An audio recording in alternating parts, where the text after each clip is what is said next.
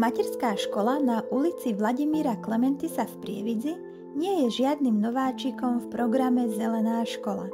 Materská škola otvára dvere do prírody. Už od roku 2010 sa s hrdosťou venuje environmentálnej výchove a za toto obdobie získala 7 certifikátov za rôzne témy. Momentálne už druhý rok sa venuje téme zeleň a ochrana prírody a s radosťou otvára dvere do svojej novej zelenej učebne. Druhý rok v znamení zelene a ochrany prírody. V tomto školskom roku sa materská škola zameriava na tému zeleň a ochrana prírody. Cieľom je prebudiť v deťoch lásku k prírode a naučiť ich, ako ju chrániť. Počas aktivít sa deti dozvedajú o rôznych druhoch rastlín a stromov, o význame včiel pre opeľovanie, o využívaní dažďovej vody zo zberných nádob. V pláne majú tiež výsadbu ovocných kríkov a následnú starostlivosť o ne.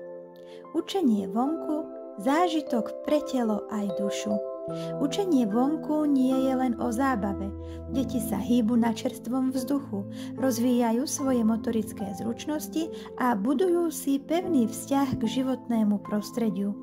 Uvedomujú si dôležitosť ochrany prírody a učia sa o nej priamo v jej lone. Vďaka aktivitám ako hry v altánku s knihami, skúmanie rastlín a zvierat, pestovanie ovocia a zeleniny, prechádzky po pocitovom chodníku či pozorovanie prírodných javov sa deti učia s radosťou a záujmom. Materská škola plánuje aj naďalej pokračovať v realizácii aktivít vonku a v budúcnosti sa zapojiť do ďalších programov zameraných na ochranu životného prostredia.